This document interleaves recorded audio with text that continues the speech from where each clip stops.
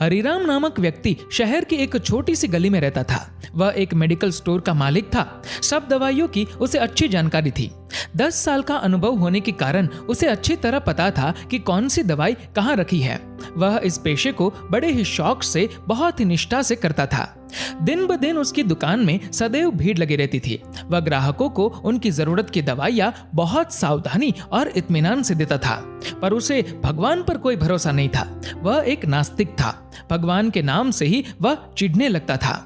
घर वाले उसे बहुत समझाते, पर वह उनकी एक न सुनता था।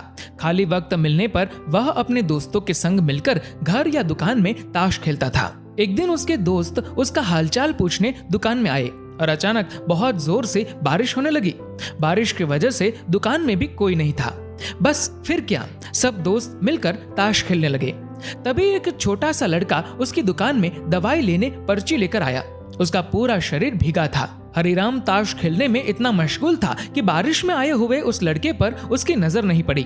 ठंड से ठिठुरते हुए उस लड़के ने दवाई की पर्ची आगे बढ़ाते हुए कहा, साहब जी, मुझे ये दवाइयाँ चाहिए। मेरी माँ बहुत बीमार है, उनको बचा लीजिए। बाहर और सब दुकानें बारिश की वजह से बंद है।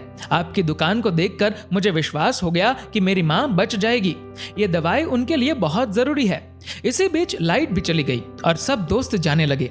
बारिश भी थोड़ा थम चुकी थी। उस लड़के की पुकार सुनकर ताश खेलते खेलते ही हरिराम ने दवाई की उस पर्ची को हाथ में लिया और दवाई लेने को उठा। ताश के खेल को पूरा न कर पाने के कारण अनमने से, अपने अनुभव से, अंधेरे में ही दवाई की उस शीशी को झट से निकालकर उसने लड़के को दे दिया। उस लड़के ने दवाई का दाम पूछा और उचित दाम देकर बाकी के पैसे अपनी जेब में रख लिए और फिर खुशी खुशी दवाई की शीशी लेकर चला गया। हरिराम आज दुकान को जल्दी बंद करने की सोच रहा था।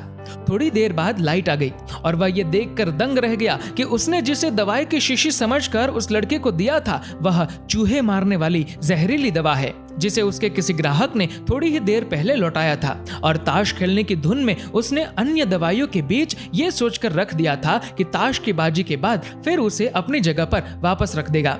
अब उसका दिल जोर जोर से धड़कने लगा। उसकी 10 साल की नेकी पर मानो जैसे ग्रहण लग गया हो। उस लड़के के बारे में सोचकर वो तड़पने लगा। सोचा, यदि ये दवाई वो अपनी बीमार माँ को देगा तो वह अवश्य मर जाएगी। लड़का भी बहुत छोटा होने के कारण उस दवाई को तो पढ़ना भी नहीं जानता होगा। अगले ही पल वह अपनी इस भूल के लिए खुद को कोसने लगा और ताश खेलने की अपनी आदत को छोड़ने का निश्चय कर लिया। पर यह बात तो बाद के बाद देखी जाएगी। अब क्या किया जाए? उस लड़के का पता ठिकाना भी तो वह नहीं जानता। कैसे उस बीमार माँ को बचाया जाए? सच, कितना विश्वास था उस लड़के की आंखों में। हरिराम को कुछ सूझ नहीं रहा था। घर जाने की उसकी इच्छा अब ठंडी पड़ गई। दुविधा और बेचैनी उसे घेरे हुए थी। घबराहट में वह इधर उधर देखने लगा। पहली बार उसकी दृष्टि दीवार के उस कोने में पड़ी जहां उसके पिता ने जिद करके भगवान श्री कृष्ण की तस्वीर दुकान के उद्घाटन के वक्त लगाई थी। पिता से हुई बहस में पिताजी की कही हुई एक बात उसे याद आ गई कि बेटे, जीवन में भगवान को एक बार आजमा के जरूर देखना कि वह है या नहीं। परमात्मा वहां काम आते हैं जहां और कोई काम नहीं आता। हरिराम को यह सारी बात याद आने लगी। आज उसने इस अद्भुत शक्ति को आजमाना चाहा। उसने कई बार अपने पिता को भगवान की तस्वीर के सामने हाथ जोड़कर आंखें बंद करते हुए पूजते देखा था। उसने भी आज पहली बार कमरे के कोने में रखी उस धूल भरी भगवान श्री कृष्ण की तस्वीर को देखा और आंखें बंद कर दोनों हाथों को जोड़कर वहीं खड़ा हो गया। थोड़ी देर बाद वह छोटा लड़का फिर दुकान में आया। हरिराम के पसीने छूटने लगे। वह बहुत व्याकुल हो उठा।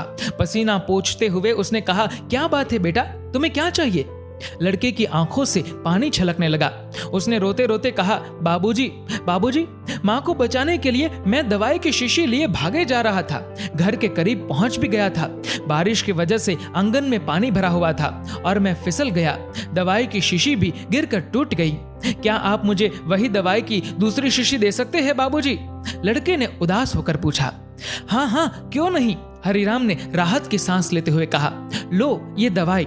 पर उस लड़के ने दवाई की शीशी लेते हुए कहा, पर मेरे पास तो पैसे नहीं हैं। उस लड़के ने हिचकिचाते हुए बड़े भोलेपन से कहा। हरिराम को उस बेचारे पर दया आ गई और बोला, कोई बात नहीं, तुम ये दवाई ले जाओ और अपनी माँ को बचाओ। जाओ, जल्दी करो।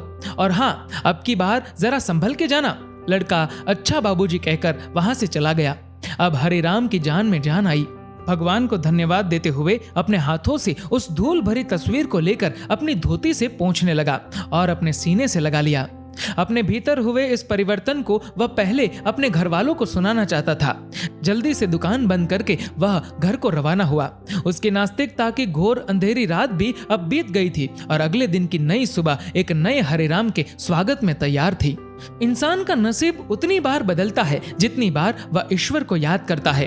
एक बार सभी प्रेम से बोलिए जय जय श्री राधे।